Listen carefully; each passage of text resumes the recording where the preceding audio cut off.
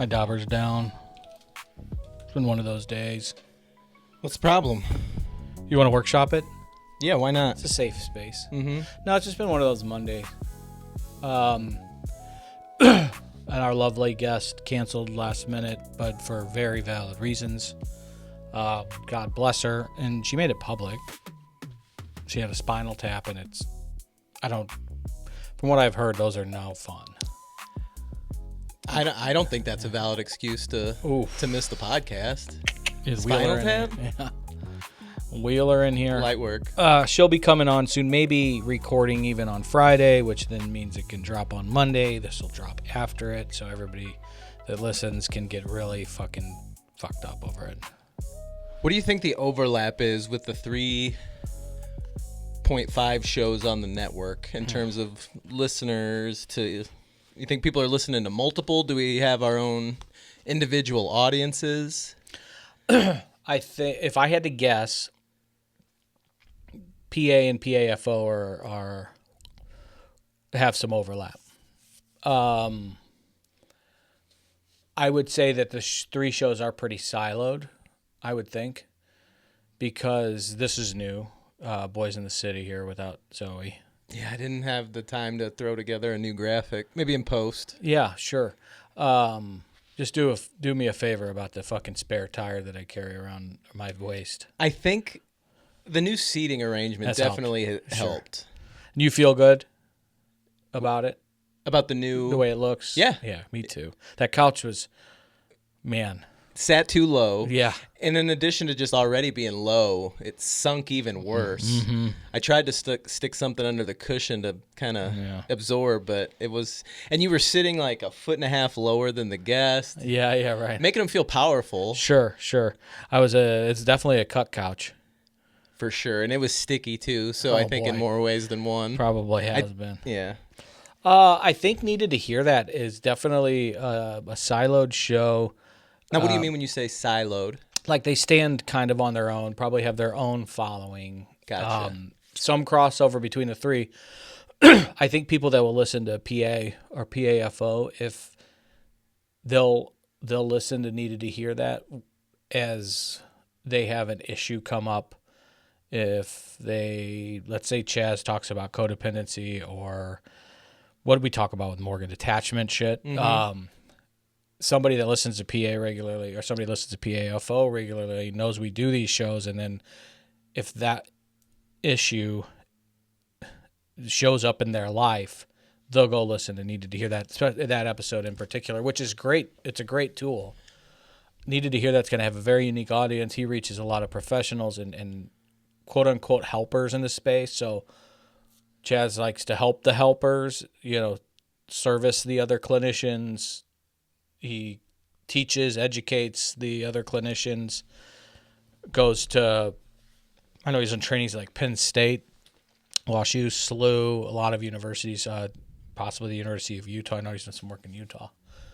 So those folks will latch onto his podcast and may not jump over to PAFO. They're very serious people. I do like, because that's the one on the network that I don't sit in on live. Mm-hmm. And I enjoy editing it. First of all, because it's the first time I'm hearing it. Yeah. But second of all, it's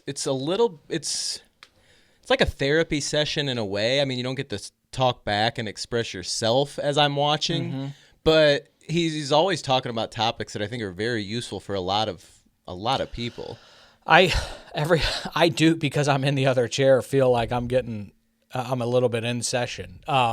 Because it all, like, there hasn't been a topic that I can't relate to from a personal experience, whether it's if I say acute, like ongoing today, or something I've dealt with in the rearview mirror, which means a lot of times things are dormant and can rear their ugly head. So yeah, I'm glad you find it useful. And I don't want to ask you to tell somebody else's story or put anybody else's stuff out there. I don't know how open he is about anything. You and I are fairly open about what we've been through and where we've gone. Does he have a past that Never touched a drug or drink in his life. Okay, so he's not recovered or in recovery in any way. No, and he'll always say sometimes he feels like he's in the cheap seats because he will share clinical wisdom on addiction or even child development, probably from more of a when he's like, I'm not a parent, and he feels like he automatically loses credibility.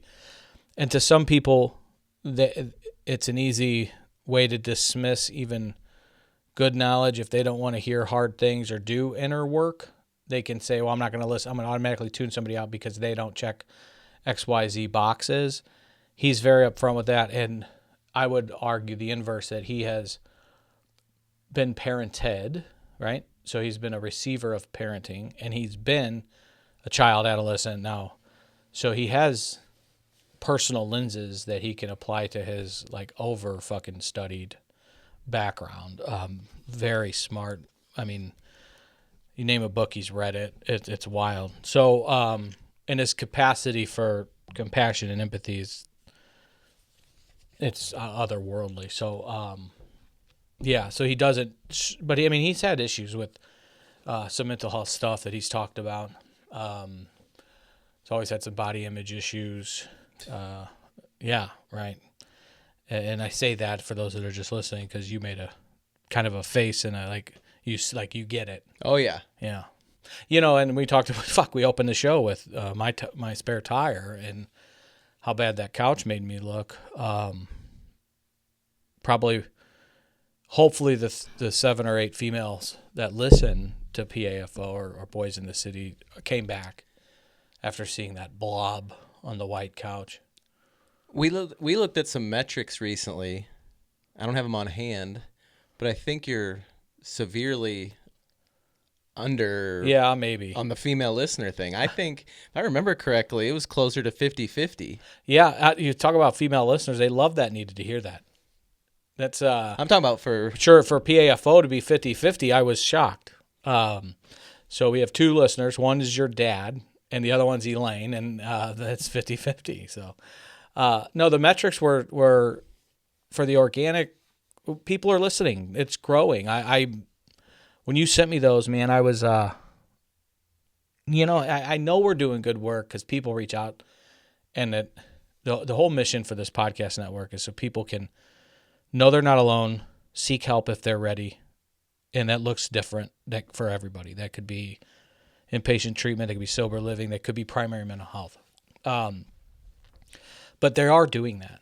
People are listening. But there's always some humanity and vanity in me, at least, where it's not enough. What's next? So to get those metrics that people are listening and the numbers are growing up into the right pretty steeply, it feels good. I'm glad that people are listening. I do think for every Mariah defender out there that says our podcast is a flop. That one hurt. That one came in the last. That was in the last handful of days. I think that was a response because I went after his sneaker collection a little bit. You did, and I did gain a friend in Possum Belly. Have you guys talked since? No, we follow each other. Maybe can do a collab. Maybe you can do some music for us. But I know you're still kind of cut on Possum Belly. I'm coming around. That's good. The Possum Belly band was not a fan of you and Zoe's musical taste because of a 12-second clip saying something about Lizzo. I can't believe I can get the Mariah hate, or the hate for Zoe for their perceived Mariah hate. The Lizzo thing, that when people were coming after me for Lizzo, for the life of me, I cannot understand how that. They missed the joke. Yes. Yeah, sure. Big time. And you know what? They probably didn't get to the very end of the clip where I said I was being sarcastic. But, if you don't know me and my sense of humor, I guess I could see where people thought I was being serious. And as if we were on the red carpet, I wanted to ask you who you're wearing today. Today? Yeah. This is a TikTok shop. Oh. I bought this shirt on TikTok, but it says very nice. Raised on 90s R&B. And then it's I got, see Whitney. Yeah. I see Mary. There's Mary J. There's Janet. Another Mary J. I don't know what that is. Is that Destiny's? Down here? No. There's Jodeci, Michael Jackson. It would be B3 would be Destiny's Child. Yeah, that is when there was 4 of them. How many? When they really hit Don't it clip big. this one. Don't show that. When they really went big, I think there was just 3. Oh. Michelle, Kelly, and of course Queen Bee. But Did Michelle and Kelly go on to be anything? yeah, both of them. Okay, great. Yeah. What are their names? Michelle Williams, if I'm not mistaken. Oh, they from the actress? She was Not Heath Ledger's. No. That's Dawson. I know Dawson. That was Jennifer Lindley. That Michelle Williams is Jen Lindley, and Ashley's good friend was neighbors with her in Manhattan, and they exchanged like welcome to the neighborhood dishes. And when Jen, spoiler alert, if those of you who haven't seen Dawson's Creek, when Jen died at the end, it was something I still ugly cry on. Oof. I still can't hear Michael Bolton's "How Am I Supposed to Live Without You" without thinking of The big breakup. Yeah, at the Max. Because not the. It was Jeff died. Yeah, Recently. he died. He did recently in real The life. actor. He did. Is he handsome? I hated him. He was a good-looking man. But if we're being objective, he was good looking. I will say, crossing some boundaries, was the manager of a diner banging the waitress. And also, there had to have been like some sort of age. You think? issue There might be because some if I'm not stat. mistaken, Yeah. they're students at Bayside High. Well, remember he was getting her into the nightclub on a fake ID. She was the attic.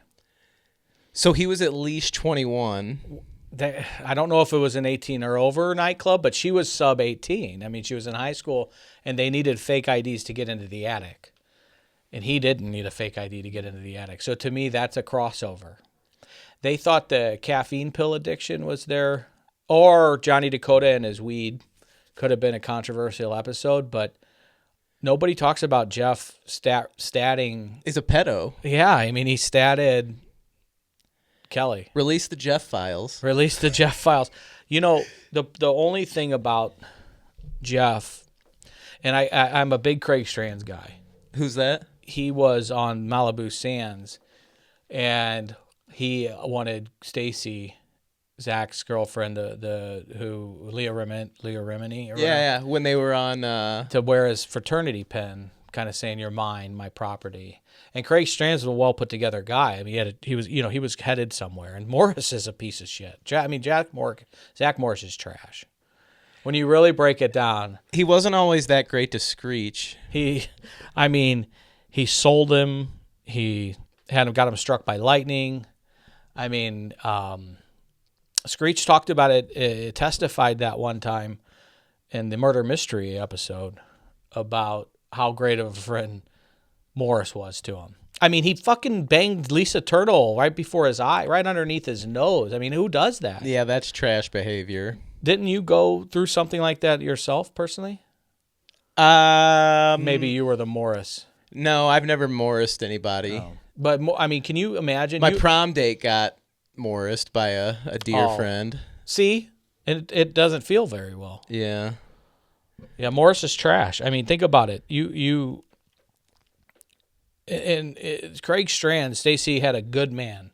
He was a blue blood from the Northeast. I'm lost right now.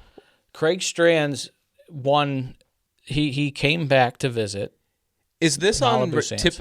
when you say Malibu Sands? Is this like when they were away for the summer and they were working at the beach club? Carosi? Yeah. Okay. So Carosi's daughter, Craig Strands, who he handpicked to be his future son-in-law, Gotcha. came in town, was away at school in the Northeast, came to visit, won an ATV race against Slater on the beach. He cut the corners a little tight. And next thing you know, she dumped him for Morris. And I think she made a fatal flaw because Morris was back with Kapowski by the end of it. And Remember the college years? I do. Do you know who? I don't remember his role. Maybe he was like an RA or like he had a leadership role of some point. Golick. Golick. He's Bob Golick's brother. Less famous Golick. Hey, Greenie, yes, Golick. Yeah.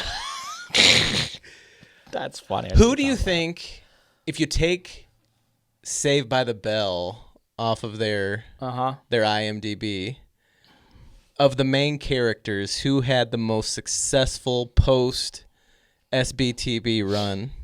It's a controversial. I mean, it's got to be one is Mario Lopez, right?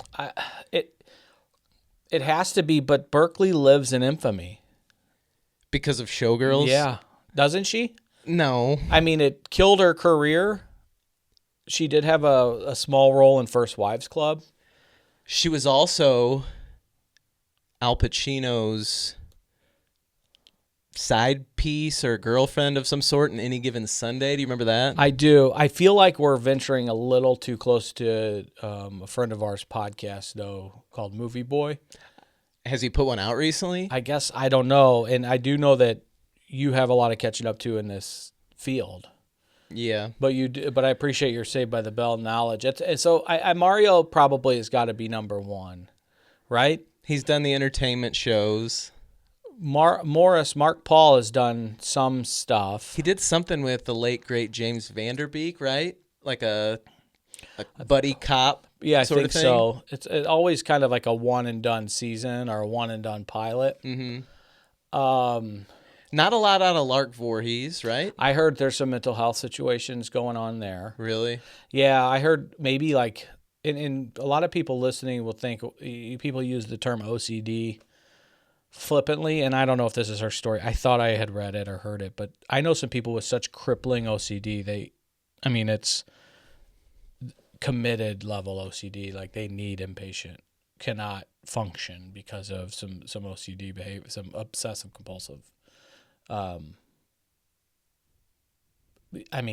There's like the Howie Mandel stuff with the germs.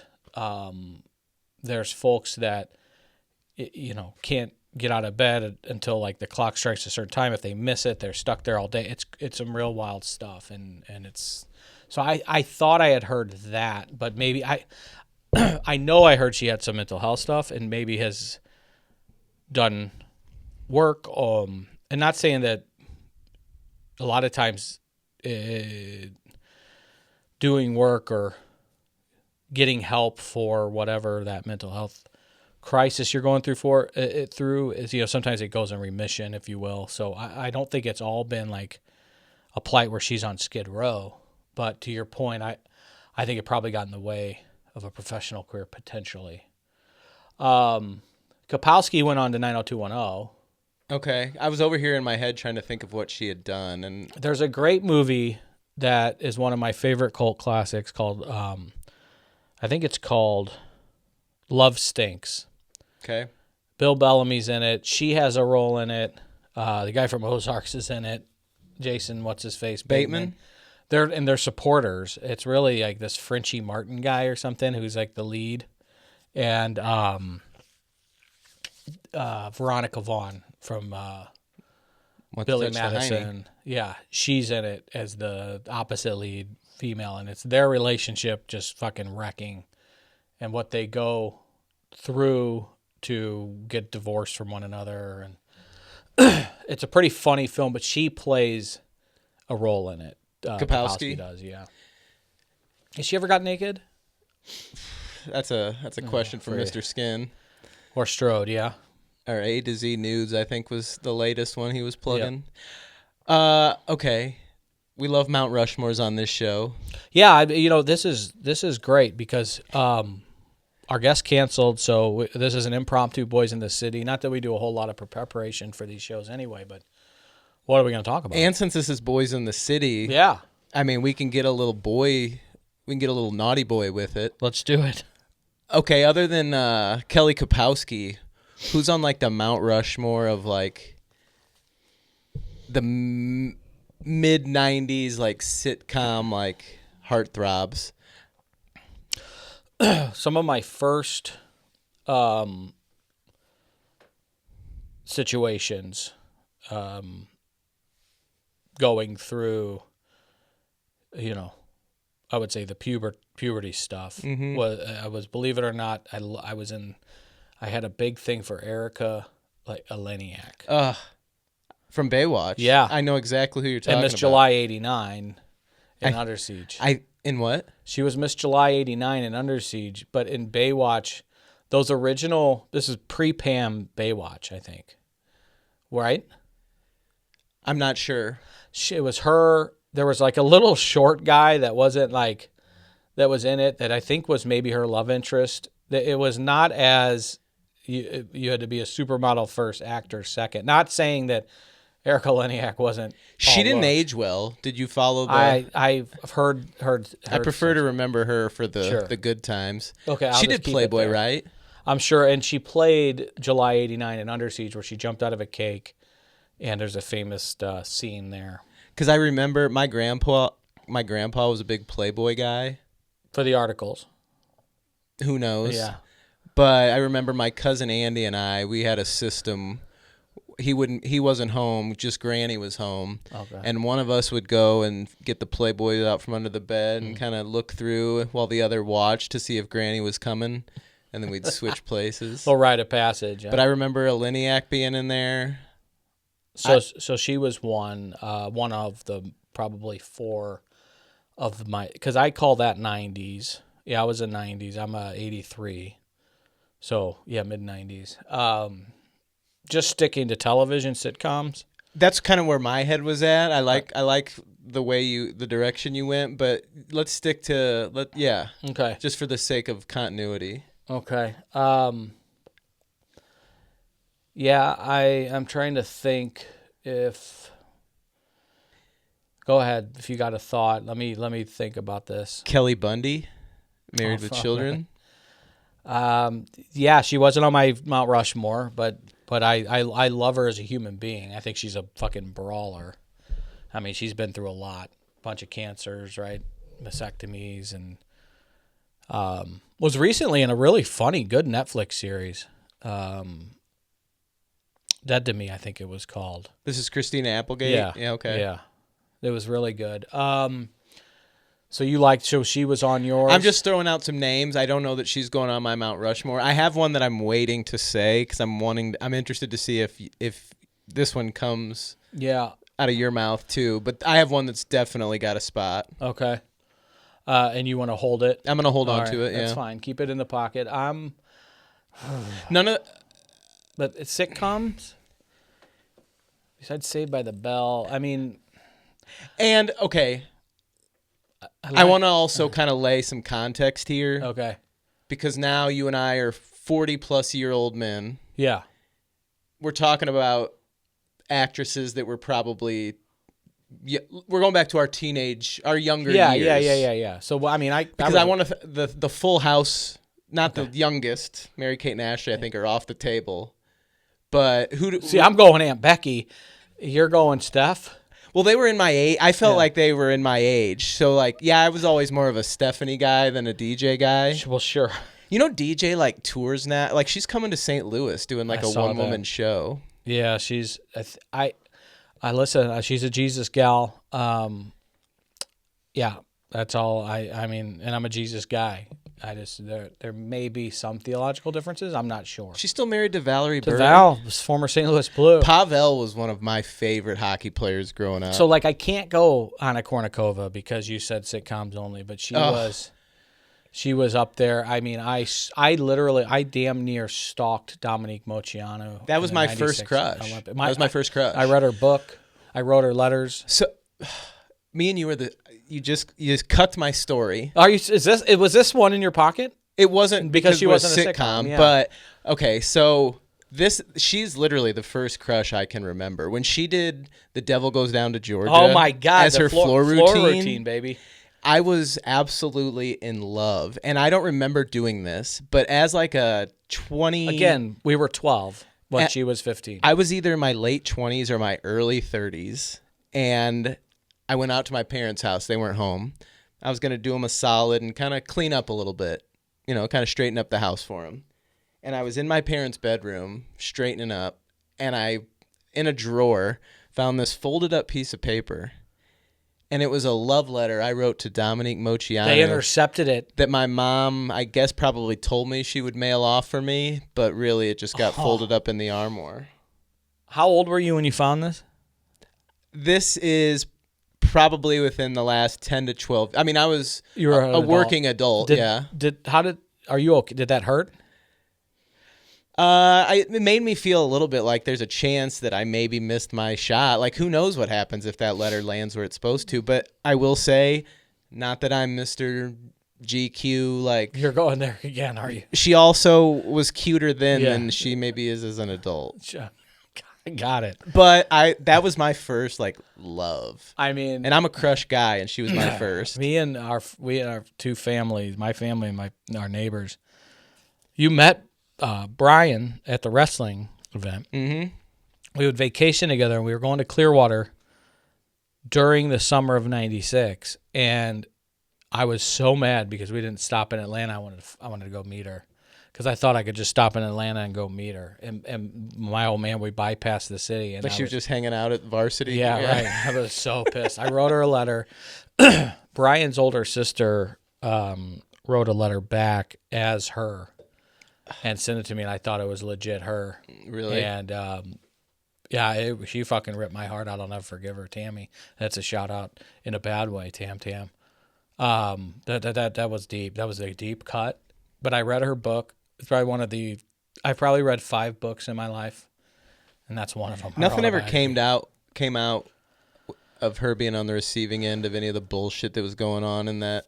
Not that was later, but the other guy was more like the Carollis. Bella Carolli. I think they were fucking physical abusing motherfuckers. Yeah, him and the old lady. They weren't gonna diddle you, but they might. Right, they'll beat the fuck out of you. Yeah, those Romanians and Bulgarians don't play. I'll tell you. I mean, you saw Carrie. Carrie didn't say she didn't call for a sub. I will.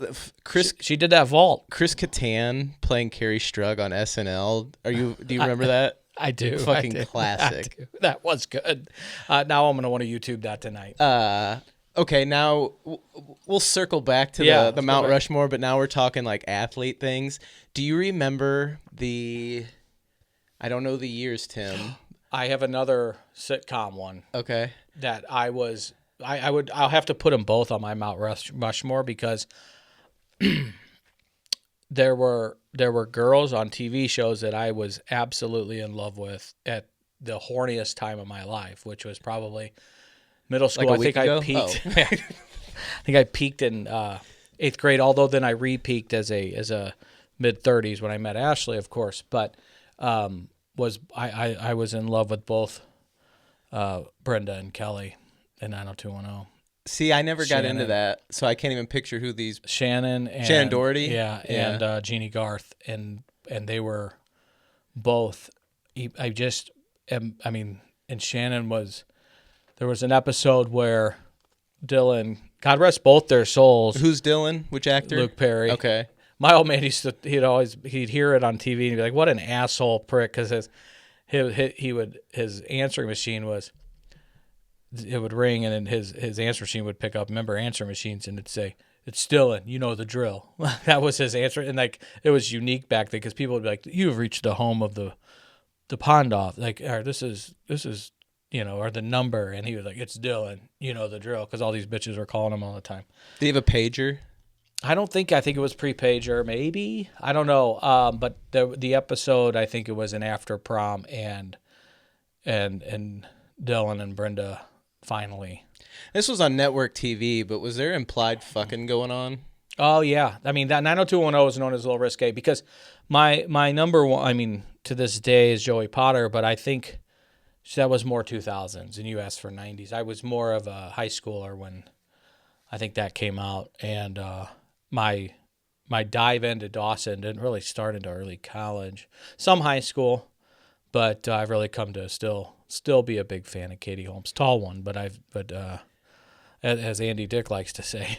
Before I forget the athlete line, do you remember the Sports Illustrated swimsuit edition?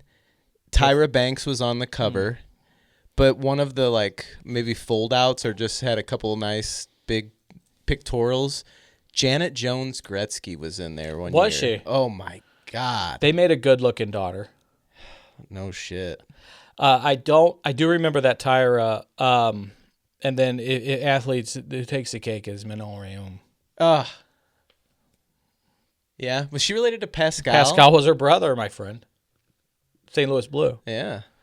And I believe she played against the Blues In a preseason game for the Lightning, for the Ning. Does she get dressed separately from the boys? Or if you're in that locker room, you're in that locker room?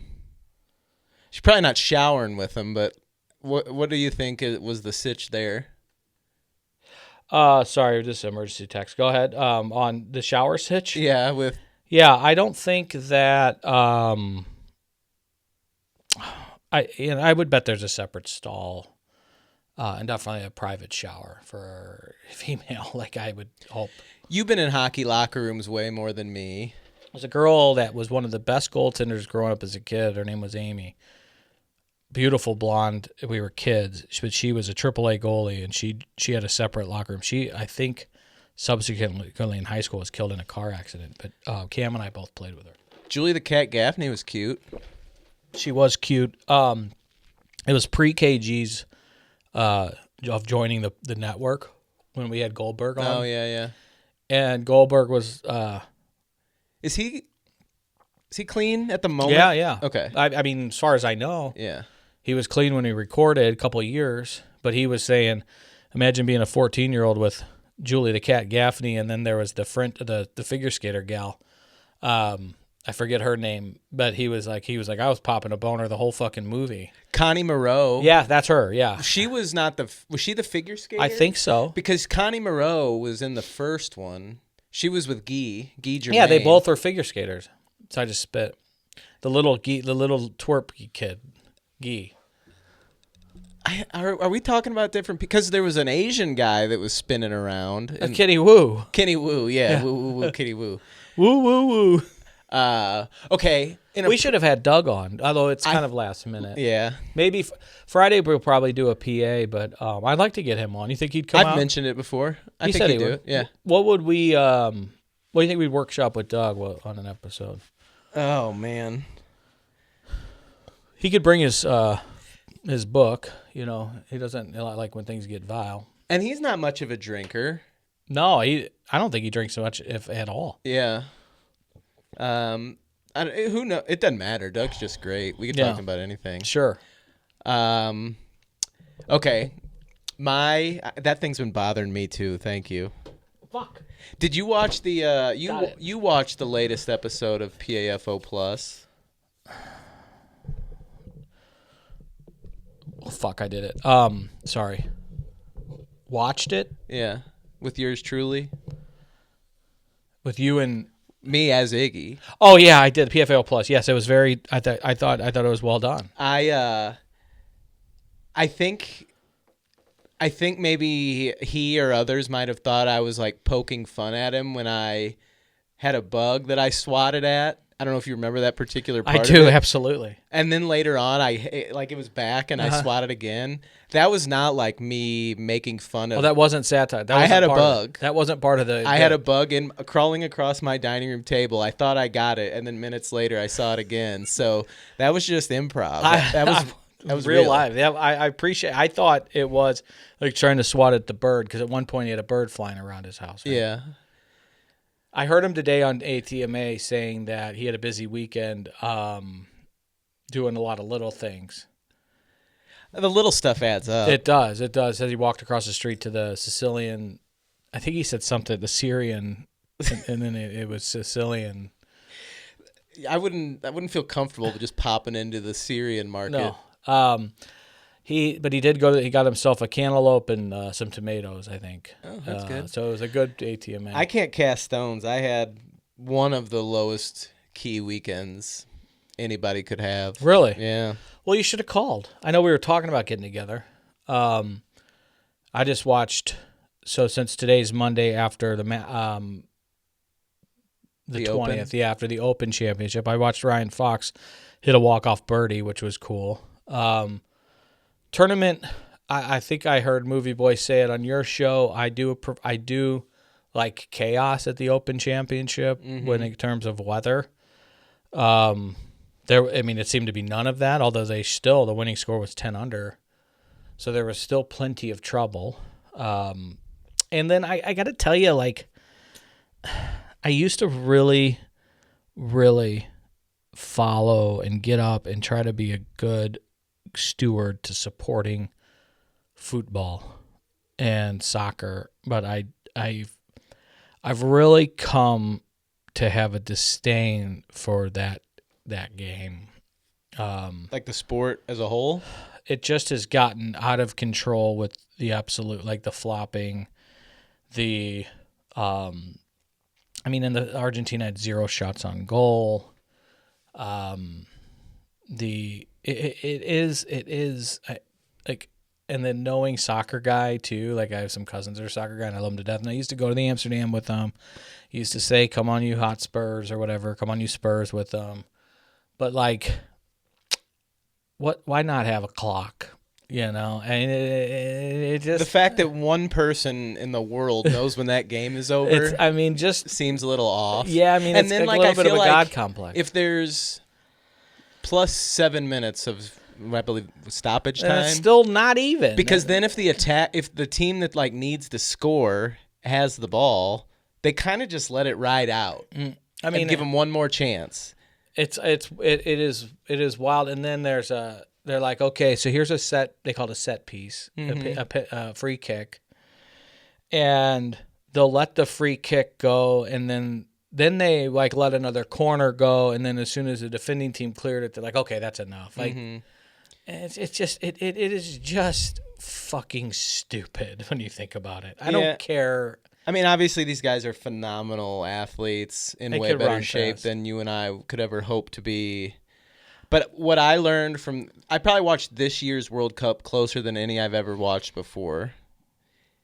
And I think that I'm a fan of World Cup soccer. I'm not a fan of soccer, because what you were seeing there over the last couple weeks in the knockout stages, to me, that's a completely different sport than what you'll see if you go down off Market Street. Yeah. That, like, I've been to one of those. The atmosphere is cool, but you were seeing the best in the world with the stakes at the highest. Yeah. Of course, I'd watch any sport or competition in that setting. Truly, like the Olympics, I get behind it. I'll even watch the Women's World Cup. Oh, look at you, Mr. Progressive. Yeah, I like to be an equal rights guy. They don't all belong in the kitchen. You know what I mean? Cut that. Yeah. Ashley don't listen anyway. Not that she cooks all the time, but I'm gonna go ahead and roll past this here. So, okay. Stay in the pocket. You got it. The thing about the stuff, like you said, the city. It really is like watching comparatively A-ball soccer, from what I've heard, even though Messi's in the league now. But the ability to, I don't know, like, I get behind the World Cup. I love the nations behind it, the sweaters, they call them kits. It's annoying. I do like that. I love FIFA, the soccer game. The hardest part about the World Cup this year was turning it on the fucking television, because of you had to have like one of the apps and streaming, and you can't just turn the TV on and throw the World Cup on it. It was a pain in the ass. That was my biggest barrier to watching a lot of it. Like I used to watch it would be appointment television, and there's 3 games on a day for 3 or 4 weeks of the summer. That's great spectacle. But this year I didn't get that behind it. I don't, maybe that's because I was in Italy too, and the Italians were, for the second cup in a row, not in the tournament. In fact, they were in Sardinia using Charlie's soccer ball and you think they were trying to hit them, fucking with my wife. Are they watching games? Are they so pissed off they're not in it that they didn't seem pissed. They didn't seem to have a care in the world on the beaches of Sardinia with Charlie's soccer ball. I'll tell you that. Yeah. They were having a few drinks. Like this is the literal Italian national team. The guy next to us, Matteo Politano, plays for Napoli, and he's on the Italian national team, and he him and his buddy were playing cards on the beach. His buddy lost, came over to borrow the soccer ball because as losing the card game, he had to stand with his back to this Mateo guy 15 feet in front of him, and Mateo drilled a soccer ball into his ass. Bottoms up. Yeah. So that was and yeah, they had their little tiny little bodies. You know, they're put together pretty well. These fucking soccer players. All they do is fucking run. You know, just run. They're gonna be skinny. You just fucking run all day, and I fucking hate running. I can ice skate all day long. I fucking hate running. Look at me. I never liked it. If you were a chick, which male athlete do you think you would? Not individual. I'm talking about the sport. Hockey player. Yeah. Although hockey players, with the exclusion of myself, I defy the rule, the exception, not the rule, aren't super trustworthy with women. Typically. Play babies. Yeah, it can be. I mean, we're a great hang, but and you can trust them with your money. You can trust them with your money. You can trust them with your car, your dogs, your house keys. But you look left once, and next thing you know, Mr. Steal Your Girl. Yeah. Well, I mean, and not even for a long time. Just they're on the back patio, and next thing you know, you might have a biased opinion. Sorry, but if you put an average rugby team and an average hockey team in a room, who's coming out? Rugby players are tough, but and I've seen, and I feel like they'll like bite your nuts, and they fucking like, nasty too. Yeah, I mean, they wear ear guards. That's it.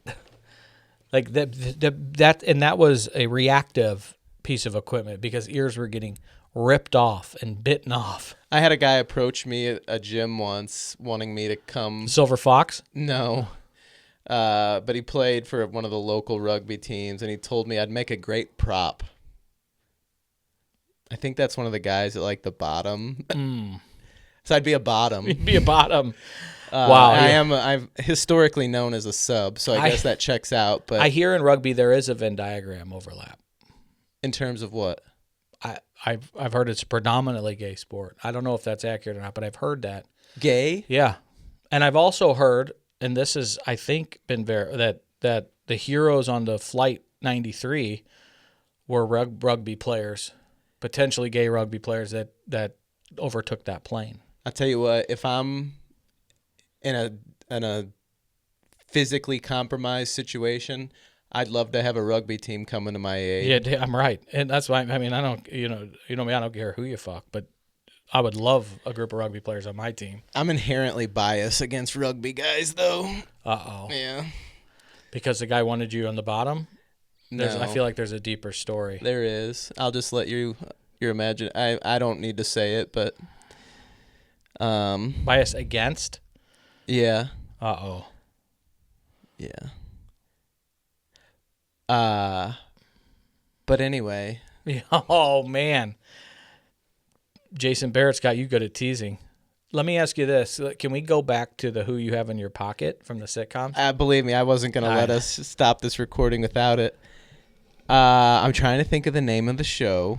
I know the name of the actress. I don't know that I got the name of the show in my head, so I'm just going to give you the name. Nikki Cox. Do you know who I'm talking about? Redhead. The show had like an Al Bundy-esque dad, but he had like some... Not Maitland Ward. No, not from Boy Meets World. Ooh, Topanga's got to be in the conversation. But Nikki Cox is like a very well-endowed chest. And that's a big thing for you? Not necessarily. Okay. All right. But the dad had like a stuffed bunny that he would talk to in the basement. Oh, wow. That's just... This show, you're not... Uh-uh. Oh, fuck. Unhappily Ever After? Yeah, I don't know. I don't have my phone on me either. 90s? For sure. And then Nikki Cox ended up, I feel like, on this more adult, not that kind of adult. Yeah, I got you. But like ABC primetime adult show called Las Vegas. I've heard of Las Vegas. I think it was more FX. And then there was an actress in there, Vanessa Marcil. Do you know who that is? No, but maybe by She had like a mole right here. You're not looking. Sorry. That's okay. Like Cindy? In that same vein. But my big payoff, you don't even know who it is. This is not good. Do you know? We're going to look her up. Do you know who? Vamp for a second because I have to show you this.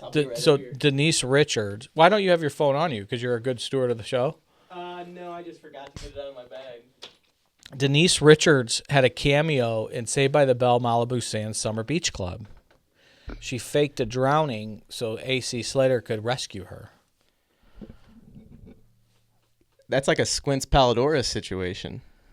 Yeah, not as ballsy. Wendy Peppercorn can get it too. That might be the title.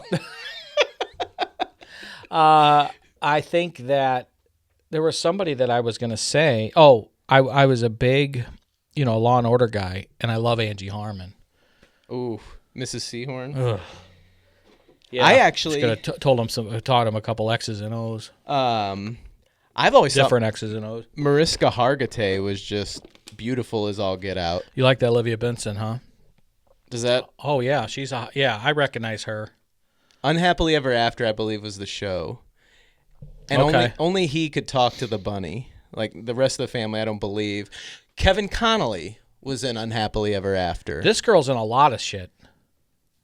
Can you pull up her filmography? Yeah. I feel like she's in. I think she's in a Steven Seagal movie too. Not on Deadly Ground. The Glimmer Man. I bet she's on The Glimmer Man as the girlfriend of Johnny Devereaux's son. God, I'm good. Where the fuck is Movie Boy? I thought about it was too last second. Yeah, but I thought because he said Mondays could work. We workshopped that though. I think that's got to be a Full House episode, and I don't mean the show. We need full cast of characters. Full cast of Randy characters.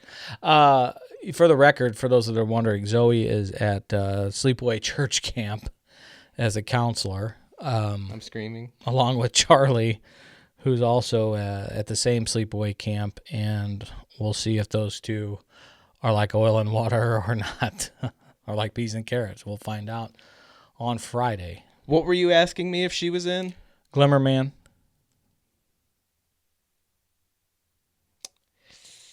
Not seeing it. Damn, so far. I was so sure. Oh, yep. Bingo. 1996. Yeah. Man. What else?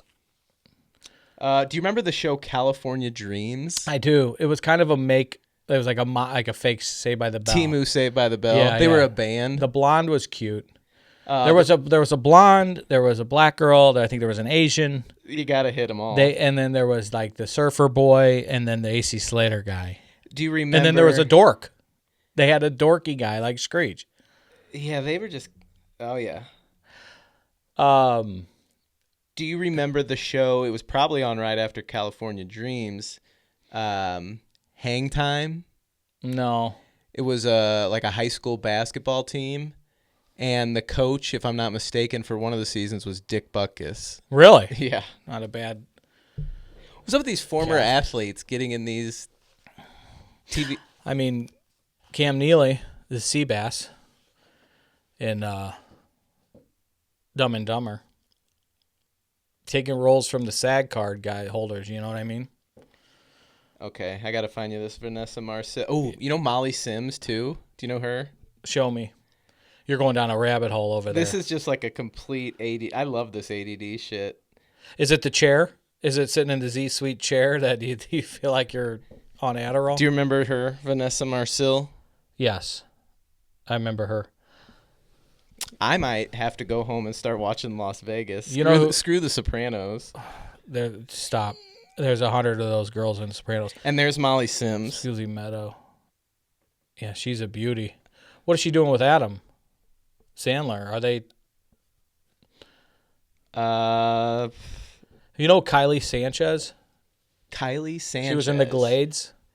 I don't know. I was an adult. The Glades was a show on like A&E. It was a good one. It was a cop show. This guy who was an Australian actor who had the thick Australian accent, but in the series he didn't at all. It was him, and then she was his love interest, and she's a smoke. show. I was deep in rock bottom watching this. So I was in love. Like, I'm gonna run away to the Glades. I'd get fucking eaten by an alligator in 2 seconds. But I don't think I'd last well down there. The humidity, you know, is it worse down there than here? I guess it's hotter with humidity. There's more things that can eat you down there, animal wise. Yeah. Not a gator guy, I don't think. Just run serpentine. What's that? Like in a snake, they have great straight line speed. Are you talking about alligators? Or I get them confused. Whichever one. Well, I do. Okay, well, I mean, you're 50-50 shot. Yeah, so if either an alligator or a crocodile is chasing you, run in a serpentine pattern. You shake them loose a little bit? Yeah. Okay. You try to outrun them in a straight line, they might get you. Yeah. All right. Good to know. Thanks for that tip. I appreciate it. I always say you got to just run faster than the slowest guy, right? When freshman year of college, I went down to SEMO to play baseball. It was D1. Did you ever go to the White Trash Bash? Yeah, I've been to one of those or two. We talked about that, I feel. We did. Who was that with? We had some guest that had SEMO ties. Maybe it was who was the older gentleman? Tony? Tony. Yeah, he just texted me. But we had Shout out Tony Martin. We had Hell Week when we went back for second semester. And that consisted of meeting at 5 a.m. at No cracker eating, I hope. No. Okay. This was just physical torture, not... May consider the cracker. What? Maybe, yeah. We'd have to be at the rec center at 5 a.m., and the whole team had to run a timed mile. And if the whole team didn't finish in under 6 minutes, we had to run it again the next day. And the advice, I was like in a bad place when Christmas break was wrapping up and I was getting ready to head back. I can't run a 6-minute mile, and I knew that. And bad place physically or mentally? Mentally. Okay. Like, fuck me. Like, I was already intimidated because I'm 18 years old, scrawny little recent high school graduate, and I had guys on this team that I didn't think it at the time because I was naive, but looking back, yeah, they were fucking juicing. Because I have big legs. Some of these boys they came from a community college down in Arizona, but I remember our second baseman in particular had forearms that were like built like they were like my fucking calves. anacondas. Huh? Yeah. So I was scared to death, but the advice I got before I went down there for Hell Week was, all you got to do is just not be the slowest guy. You just can't be the last one. And we didn't get it on the first day. I don't even think we got it the second day, but on the third day, I think the whole team, the last guy, crept across the finish line at 5:59. Get the fuck out of here. And I wasn't the last guy, so I must have had like 5:58 or 5:57. So you're routinely smoking sub 6 miles? Not routinely. That was the one time ever. Because you were just fucking all out. It was just like a had to kind of thing. I mean, is it a 6-minute sprint? I mean, basically, yeah. That's fucked up. What does that do? What type? Like, I'll tell you, Chaz will go off on this type of coaching. So we would do this mile run first thing, grab some water, then we had to do like sprint work. Mm-hmm. And then that lasted for like 45 minutes or an hour. They'd tell us to go home and grab breakfast. And then we met out on the turf football field for like 3 hours of like defensive work. And then we'd go do a team. Glove and ball? What? Like fielding? Yeah. Okay. And then we would go have lunch as a team. And then we went over to Kappahaw Park, which is where the field was, for like batting practice and like scrimmage, team dinner. And then at night we would do something on campus like capture the flag, where it was physical but more team building type stuff. So essentially we were, for that week, 5 a.m. to like 9, 10 p.m. And it's just those 5 days? Yeah. Okay. And I think it was. Do you think it helps? Do you think it's a bonding thing? I think some it? coaches. I think there's something to that. Did you guys win many games? We were middle of the pack in the Ohio Valley Conference. It wasn't. I actually. Good thing, maybe. Yeah. That's not it. I actually quit the team with like a few weeks left in the season because my mental health got so bad. Let's talk about that if you don't mind taking a serious turn here a little bit on PAFO. Yeah. While Zoe's at church camp. And I'm not kidding. She's literally at church camp. God bless her. Not purity camp. How did that conversation come about? Did you go into a coach's office? Did he know? Was he surprised? Can you walk us through that? I think I was what would have been classified as like a preferred walk-on, where they didn't have any athletic scholarship money invested in me. But I was such a good student and had such high academic scholarship money that I essentially was going to school there almost free. Mm-hmm. So I had a spot on the team, but with no athletic money invested in me. I wasn't redshirted. I got an at bat opening night. We were in Norman, Oklahoma, and we're getting killed. And Boomer Sooner. Yeah, they put me in the 9th inning for a pinch hit. I was facing Oklahoma's closer. Don't remember his name, but I know he got drafted. Matt Holliday? No, he's Oklahoma State. Yeah. Sorry. And I know I didn't see more than 4 pitches. It may have just been 3. I think I took a strike. You got to see what he's got, right? Yeah. What kind of cheddars he got? Actually, looking back on it, if I had it to do over again, I would have gone up there first pitch hacking. Like, he's not – I was a freshman. And you guys were getting beat. The coach wasn't up there saying, whatever you do, don't swing at the first fucking strike. Not that I remember. Yeah, it wasn't like a game on the line situation where he's like, see a couple pitches. But I know I took a strike, heat. I bet. They didn't throw like that at Seckman. So then 0-1.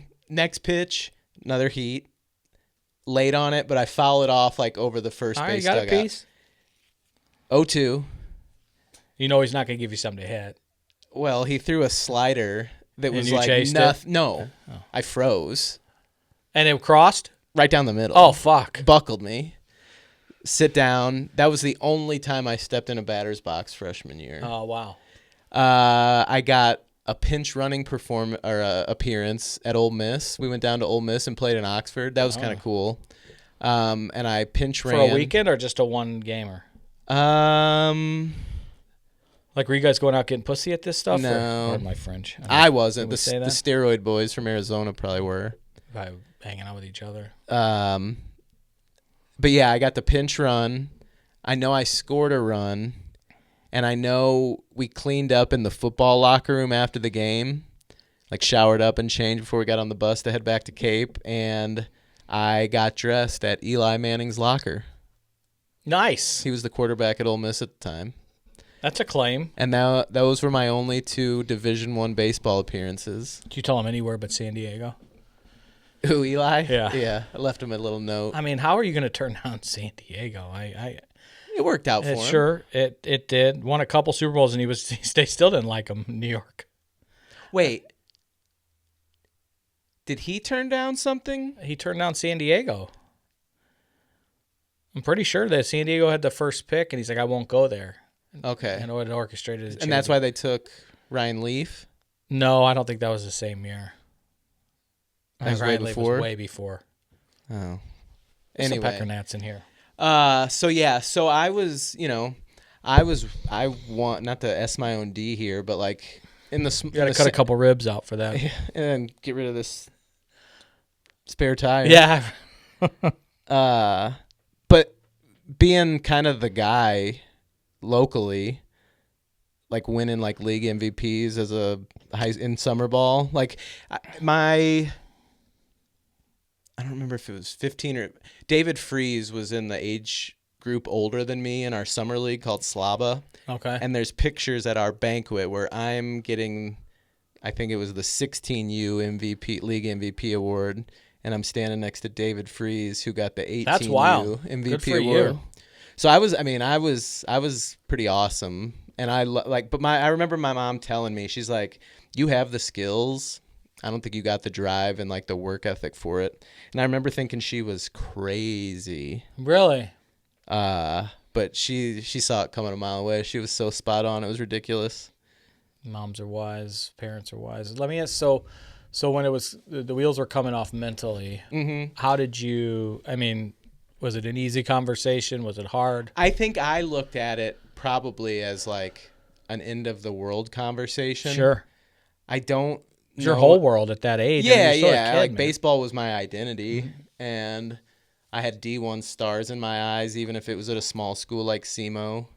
Your parents knew that I was struggling. Did they know you were going to quit? Yeah. I remember my dad would drive down from Imperial to Cape Girardeau on like a Wednesday to go have dinner with me after practice because he knew I was like, damn. Yeah.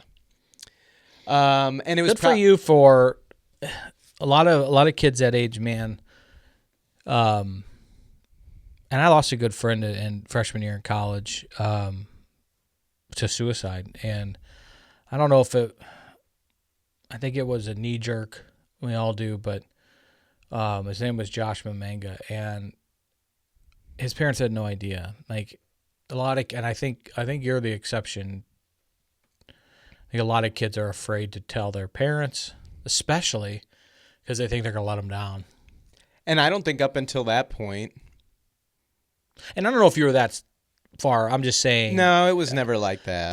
But to be struggling and be like, shout out I to remember you. crying. Like I mean, your relationship with your parents. Shout out to that. Your mom and dad both. That's huge, and for you to be able, because a lot of kids mistakenly think they're going to ruin their parents' lives, especially in college. Or they got to college, they've heard for a whole year or two the financial pressure behind sending your kid to college. So it's a lot of weight for a fucking 18-year-old man. And my dad, I mean, and he never held this over me or anything, so I don't mean it like that, but he invested a lot of time, money, and effort into not only making me a good baseball player and working with me, and he coached me forever, but like my high school guidance counselors weren't doing shit to like, and my high school baseball coach was a great guy, but he wasn't doing a whole lot to like market me. So my dad was helping me send out letters and taking me to camps and trying to get my name out there and stuff. So I think that was. And Freeze went to Mizzou, didn't he? He was Lafayette, right? He was Lafayette. I don't know the exact timeline. I know at one point he was at Merrimack. Mizzou, I think, is when he had his issues and quit baseball and was done. I think at some point he ended up at South Alabama. I don't know if that was the last stop or what. I'd love to get him on this podcast. That's my white whale for this, just because I know what he's been through, and I think he'd be a super intriguing guest. It's not his responsibility. I just know, and I'll say this for a fact. And I'm sure he does. I'm sure he has. And he's been told this, and he probably does in his circles. But every time you share your story, you know, this is from the spiritual angle. You never know how it's going to be used.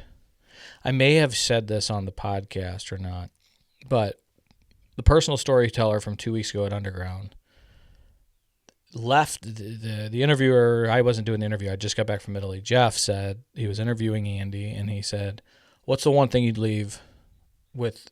What's the one thing if you were going to leave the group tonight with?" And he said, "Surrender.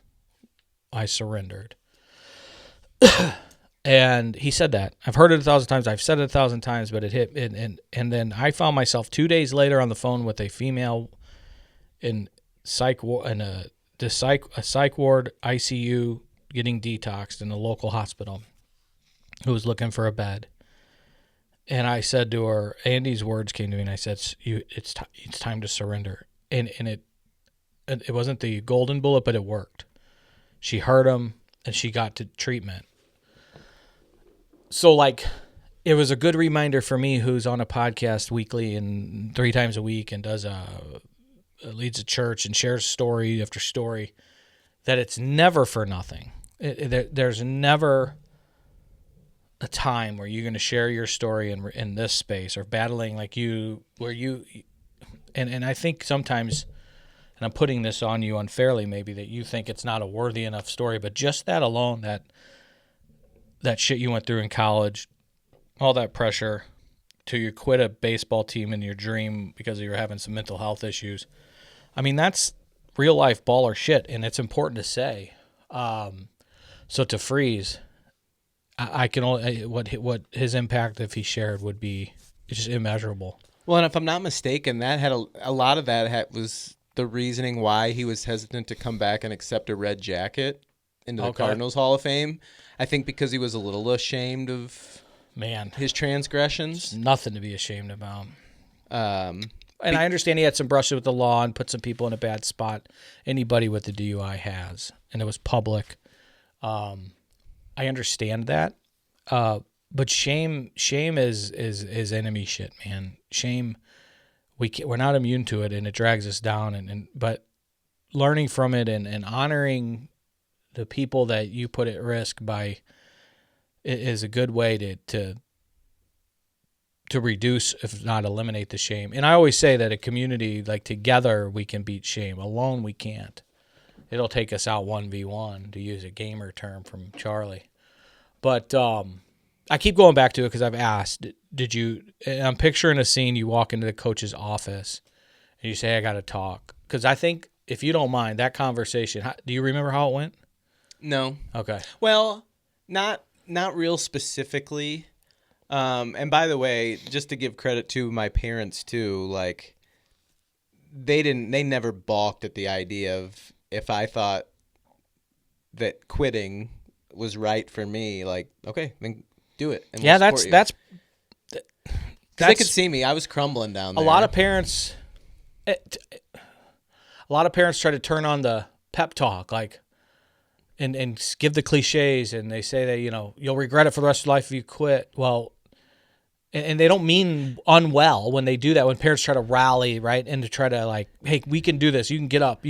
But there's a time where it can be serious, and your parents are real warriors, man. And I seem to, and I could be making up false memories, and she'll listen to this and can correct me if that's the case, but it seems very like Jeannie.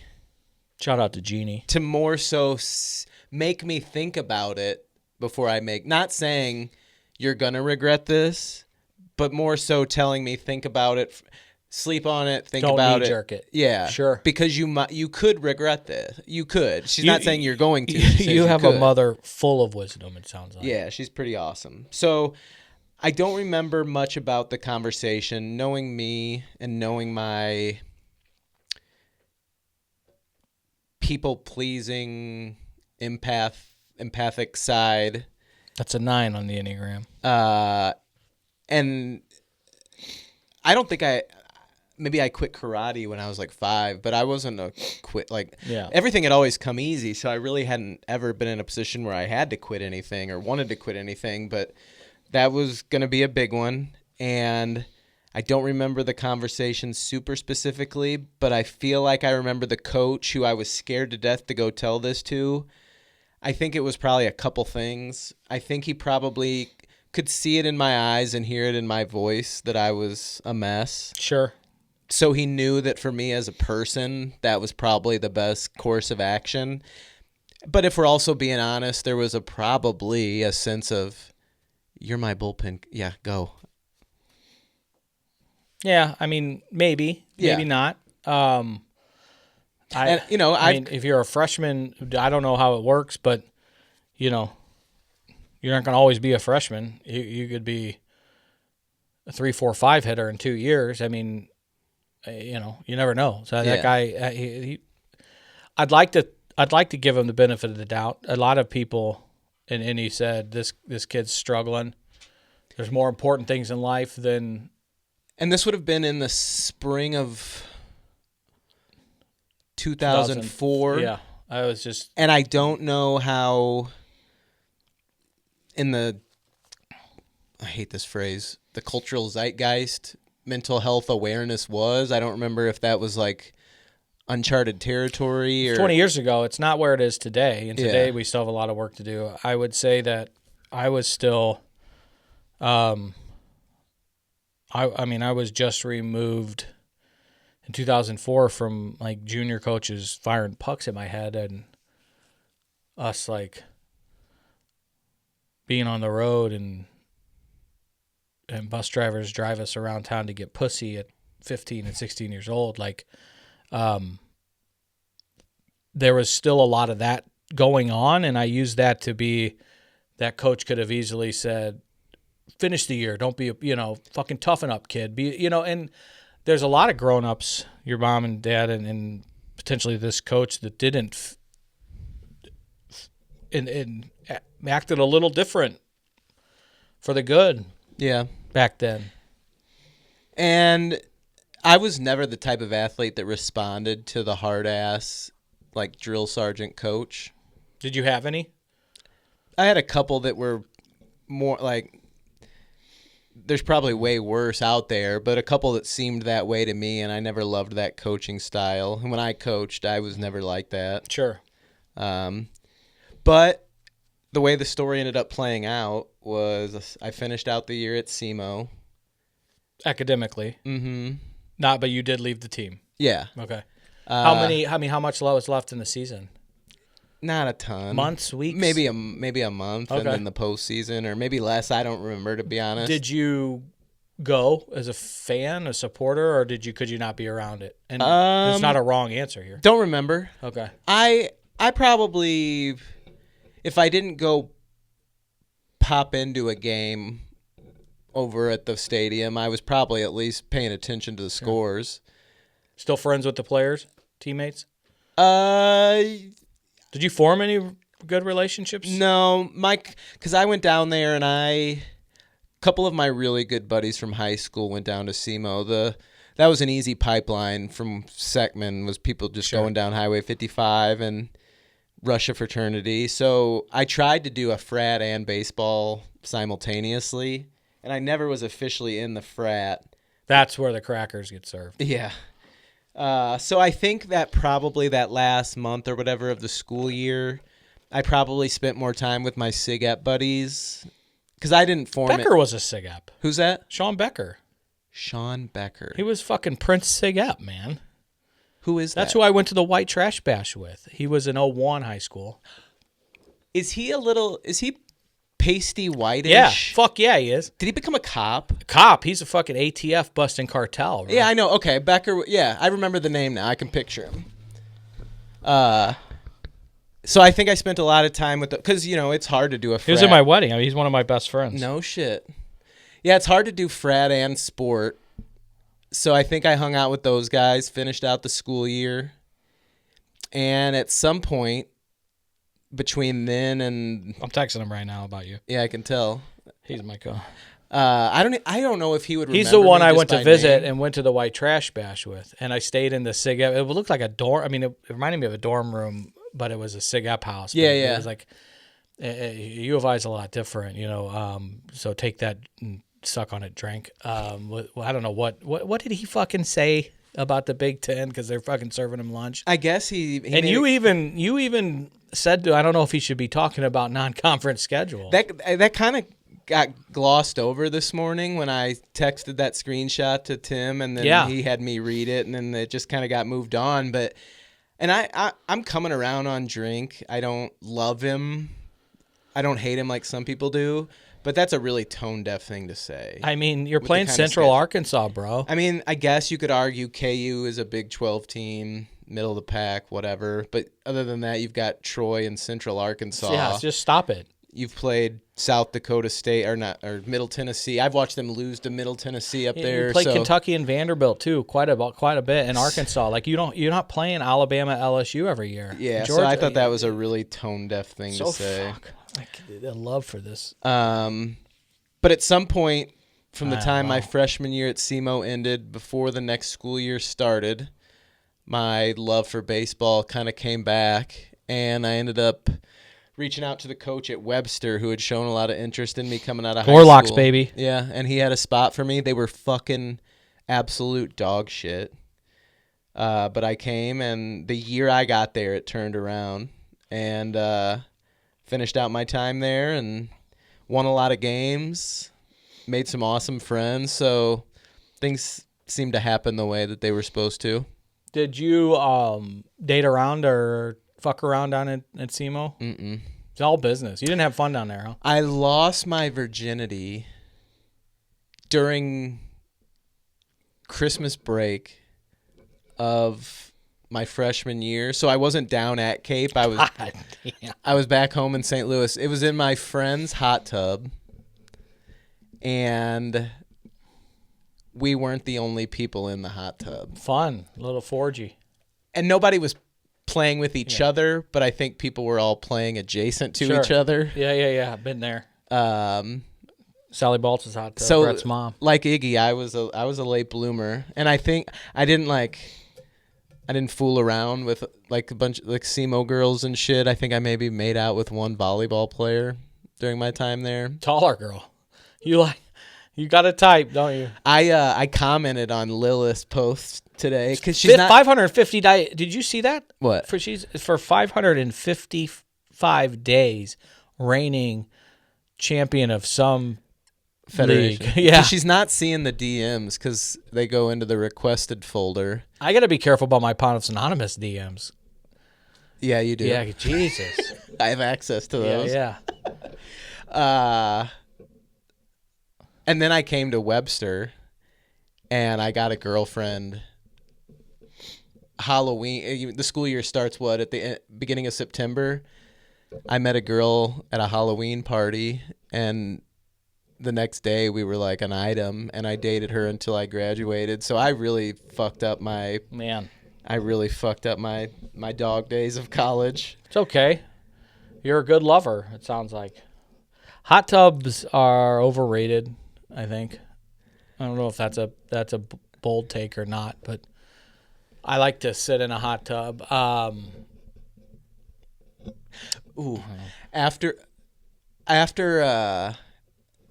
that situation that happened over winter break, the girl was a senior at Seckman, and I'm a freshman at SEMO. Look at you.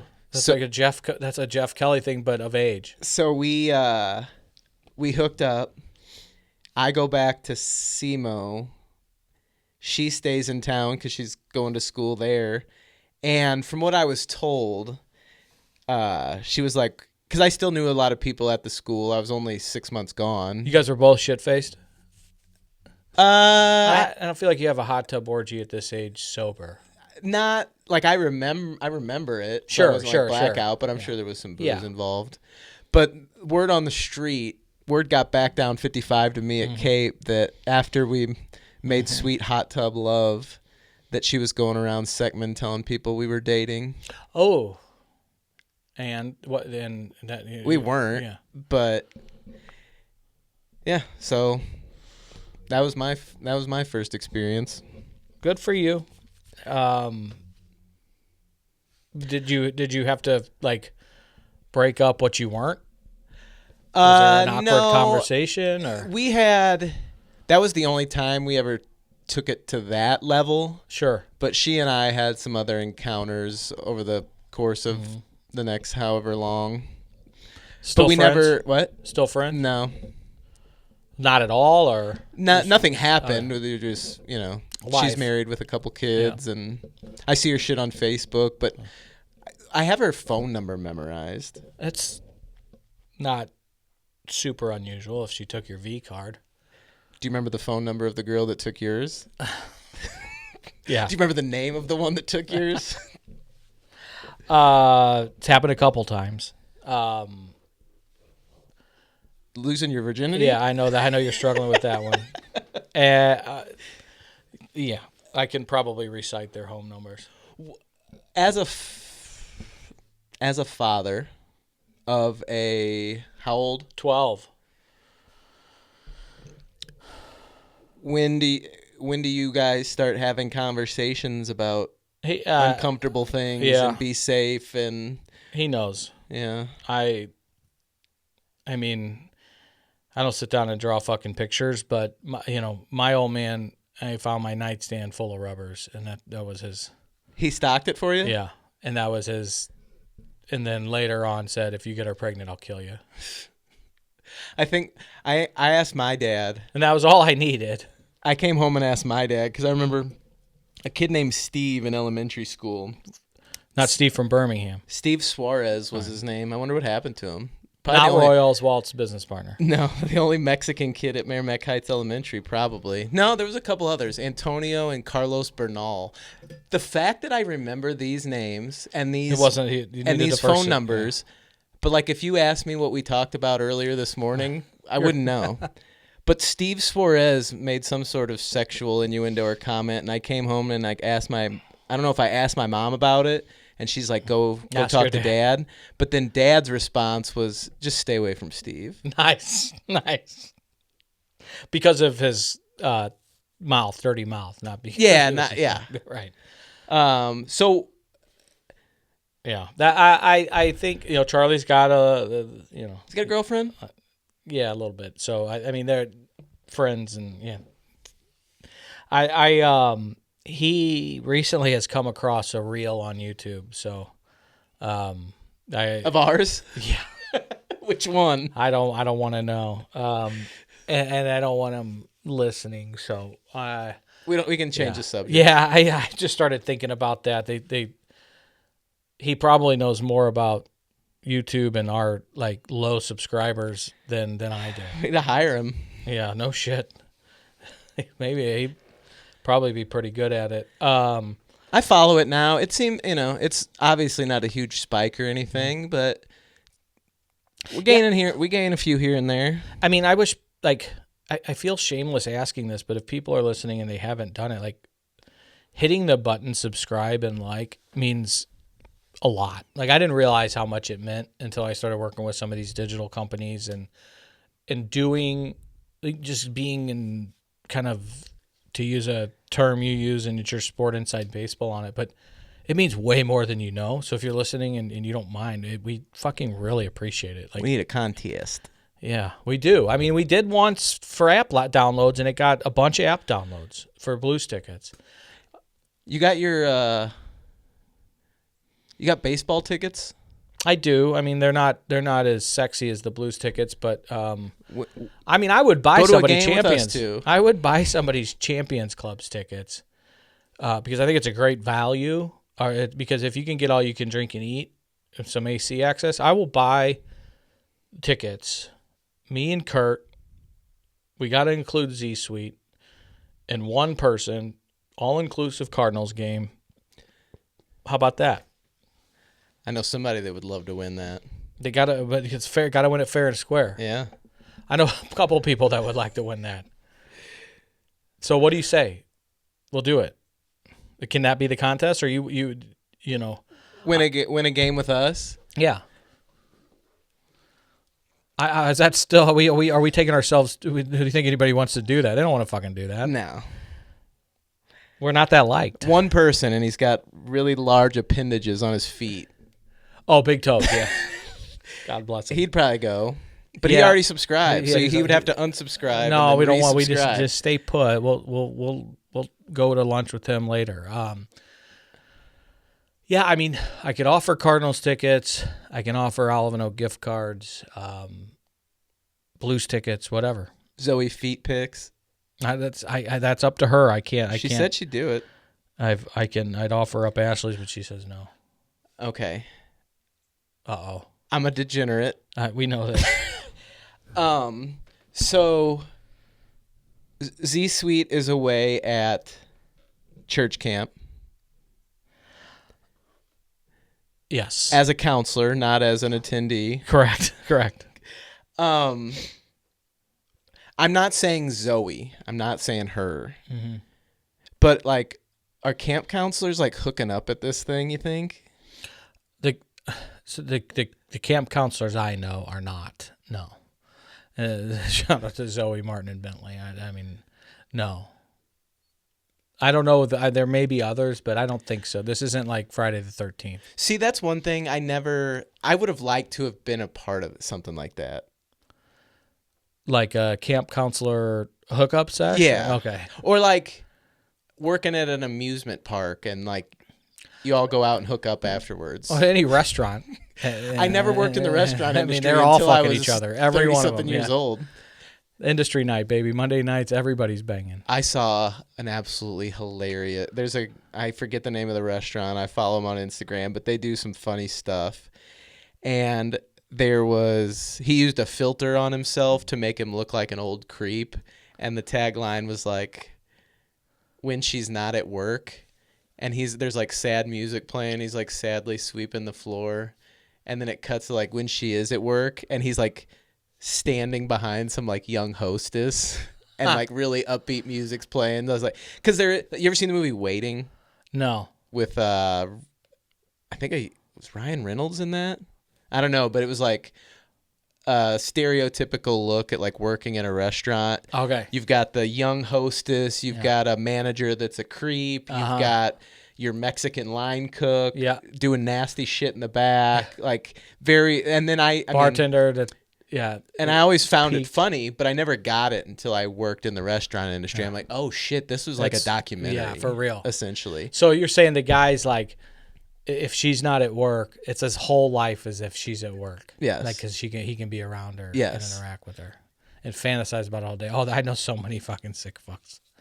God, growing up and working in some restaurants, like, You think restaurant industry has the highest rate of coworker hookups?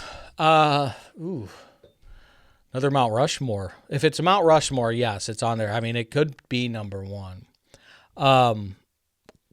I think I'm going to go out on a limb and say that the emergency room staff, 24, they're long shifts.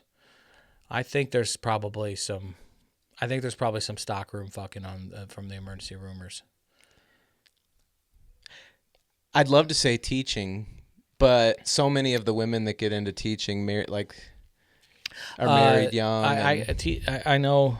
Yeah, I gotta be careful here, but there's some Belleville teaching that could make the Mount Rushmore for sure.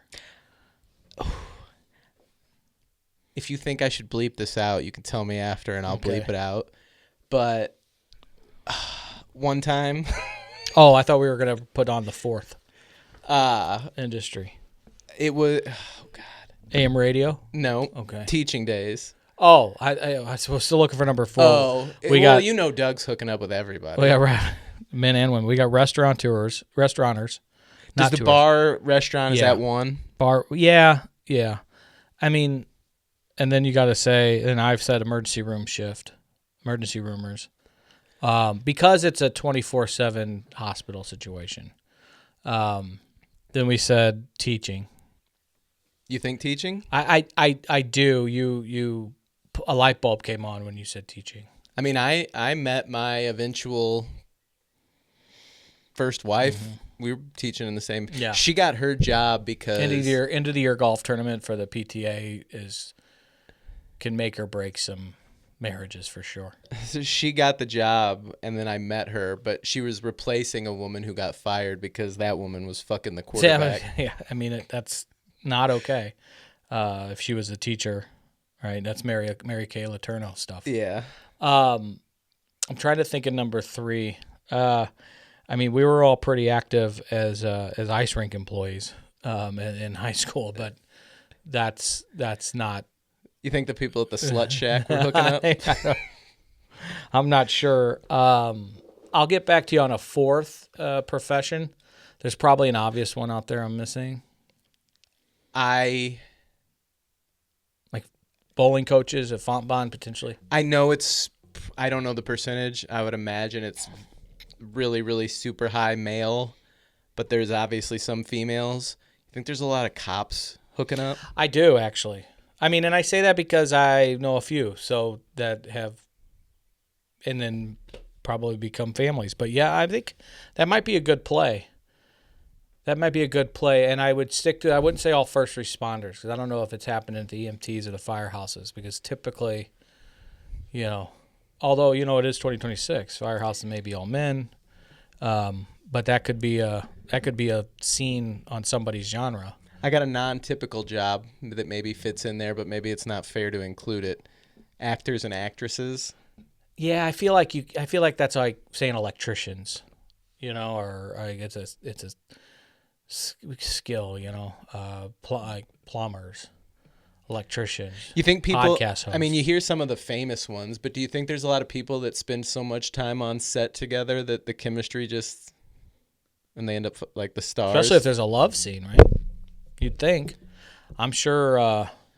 Yeah, I mean, if Ashley was a famous actress, do you think you'd have a hard time being able to come to grips if she was to have to kiss another actor?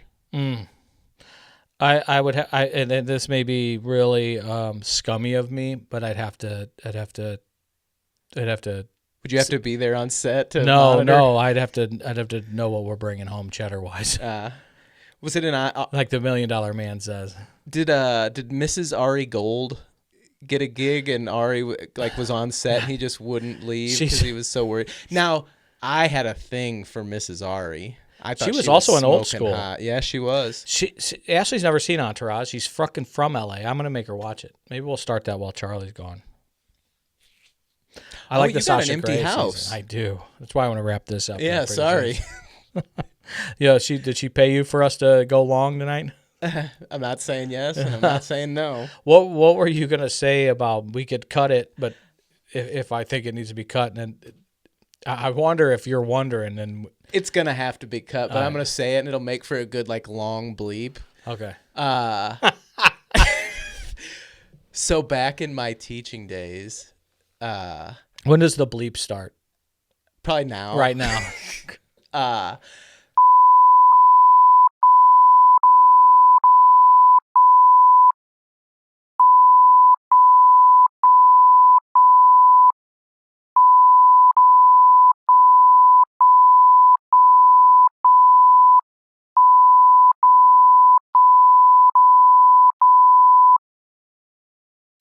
unbleep. Okay. What do you think? Yeah. I The statute of limitations is and that was probably the least fucked up thing that happened at that school. Sure. In the whole time I was there, that place was that we had teachers fucking students, principals fucking Good teachers. God. Crazy. And the last. This was like Bayside, Yeah. basically. Pacey banged a teacher in Dawson's Creek. Miss Davis. Tomorrow. We go prom me. Oh, that's Varsity Blues. Yeah, the stripper. That was incredible. My last. Boy, that whipped cream bikini scene Amy was Smart? special. Was that who that was? No, Allie Carter. Allie Larder. Larder, excuse me. That'd be good to know when I. But I punch her broke in. up a fight at that school and took a kid to the office, and I found out later that he had a gun on him. Oh fuck! Yeah. That'll make your stomach drop. And we had very frequent, unprompted building evacuations because kids were starting fires in bathroom trash cans. This was happening monthly. Jesus. I didn't see this happen, but I think while I was there, Those kids have been through some shit. A parent got into the school, found the classroom where their child's op was in class, and this was a mom onto a female student, but grabbed Wait, op? What? Op? Enemy. That's what Opposition. Charlie and them call them. Ops. Okay. Yeah. Go. All right. I'm trying to youngin' you up a little bit. But this mom found her kid's op and grabbed a snow globe and hit her over the head. Jesus. Wild place. That's a blunt force object, The man. reason I left that school, it was summer break, and I was in Memphis, Tennessee. I'll never forget where I was. I'm sitting at a Memphis Redbirds game at AutoZone Park, and I get a work email, and I look, and it's from the main principal. And I open it up, and it's got a spreadsheet in it. And I open the spreadsheet, and in that spreadsheet was all of the written down data that all of the principals and assistant principals had from all the teacher observations. And they ranked people by colors. So, people that were in good standing were labeled green, yellow, red. Was it supposed to go to you? Fuck no, it wasn't supposed to go to me. That's incredible. He was supposed to send it to the other assistant principals. He sent it to the entire staff. Oh, boy. So now everybody in the building sees exactly how the superiors feel about everybody in the building. Oh, that's I was in the green. Had a glowing review, but there was people that were like, I'm not sure they actually know their content area. All they do is put on movies. Oh, there was notes. All of the observation notes were in this spreadsheet. So I'm like, well, this motherfucker's about to get deleted real quick. So I forwarded it to my personal email. Yeah. And then sure as shit, within minutes, it was gone off the server. But that started a firestorm, and we came back and we had a meeting as a staff. Everybody was pissed. I ended up finding another job, and I left. But the dude didn't even get fired. He survived that. Yikes. I'm not out here thinking that every single thing that I like some grace to be shown. Sure. But that to me was a fireable offense because you just lost the trust of your entire building. Yeah. I can only imagine the like throat gulp drop and the pit in the stomach when you realize you sent that to. I sent a text today to James Carlton that was meant for Jackson, and it wasn't anything bad, but like I hate the feeling of like accidentally hitting send on something. But Didn't say I could hang a wet towel around my when James Carlton's in the building. I sent a text to the inbox about James Carlton being a hottie today. What the hell was he talking about? Some train going through Webster Groves? Yeah, I missed it. I was in and out because his office is not far from. No, and shit over there, there's right? that train right there. Goes right through Old Webster. But yeah, I'll be heading up on Wednesday to Faroe Field with James to give him a shout out from the recovering alcoholic. Get him to sponsor this stuff. Tell him we said hi and tell him to put or at least you as a member of the media could put your finger in Drink's chest and tell him he's got some upset Big Ten folks, and if he'd want to come on a podcast here and clear his air, we'd be happy to have him at PFO. Who, Drink? Yeah. Did I tell you my dad was supposed to have You him did. on his? And he got canceled on, whether that was a real cancel or a let me get out of this cancel, I'm not sure. But my dad, he works for the football department, like in the catering and food service thing. He does good work. And he's gotten to know, like, because I thought he was full of Dad, I know you're listening and watching. When you were first telling me about these players, like, being your buddy and shit, I thought you were full of shit. And then last year, after they beat maybe Kansas, I went down with him, like, to the locker room where the players come out after they shower and everything and meet their families. And he's got 380-pound giant black men, 20-year-old kids. Hey, Brian. That's incredible. I'm like, he's telling in the a fucking towel? truth. No, we weren't in the locker room.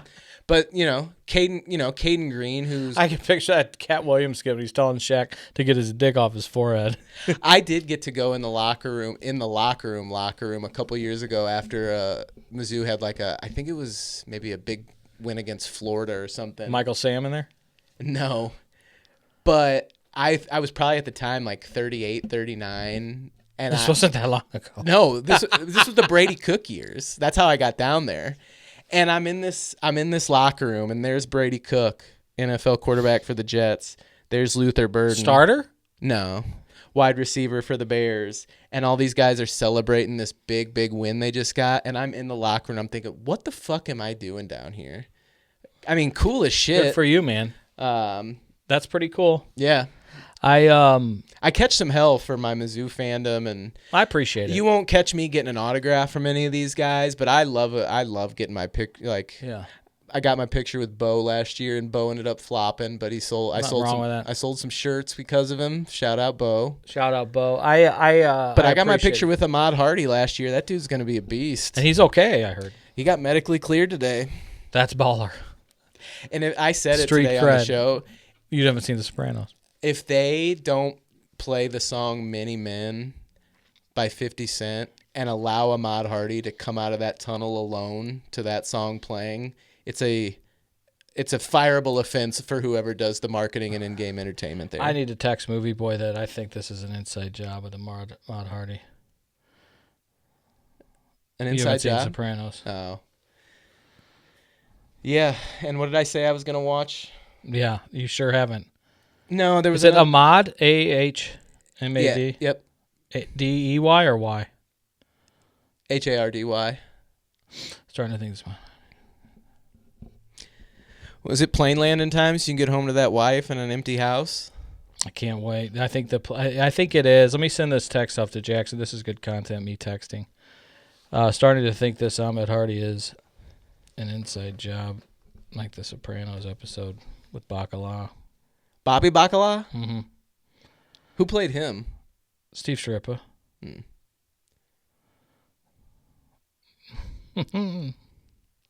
One of these days I'm going to watch it. What would you rather me do first? Watch The Godfather or start The Sopranos? Start The Sopranos. Godfather's a Christmas time thing. Just on all day. Watch it. I'm going to make you a promise right now. I'm listening. What's today? Monday? Today's Monday. And it is July 20th, City Payments due. It is 6:40. I will watch the first 2 episodes of season 1 of The Sopranos tonight. Tonight. Yeah. Maybe you're going to be hooked. And maybe I'll do like a first episode review. Maybe I'll do a review video and put it out on the socials. I want to be a part of that, though. I want to do that. We should do it together now that you say. But we could record a Zoom, and I could, we could break it down. All right. These fucking men. When do you want to do that? Tomorrow? I got a dinner tomorrow night, and you Wednesday. Let's talk off air. Yeah. Let's land this plane. I'm gonna go home and get some church girl. You know what? And cooking dinner for her tonight? No, I'll be home and she'll be in bed. We're tired. We're both going to catch up on some rest of this fucking kid at camp. Good luck, Z-Sweet. How long is he gone for? He'll be back Friday. This week's going to fly by. It already is. But no needed to hear that tonight because Chaz is on vacation in Table Rock. July's vacation month. So we'll throw a bust of or something up on Friday morning. And stay tuned. Remember, please hit the subscribe button. It means more than you know. The like, shit, reshare, and whatever. And always, if you know somebody that needs help, please reach out. See Pondoff at pondoffsanonymous.com. And pretty soon we'll have an 800 number that can go right to us. And, no matter the insurance or pay situation, we can find a bed as long as you're willing. So don't forget to reach out. Kurt, this was fun. Boys in the City. You got anything last words? Let us slay. Let us slay. Take care. Let us pray.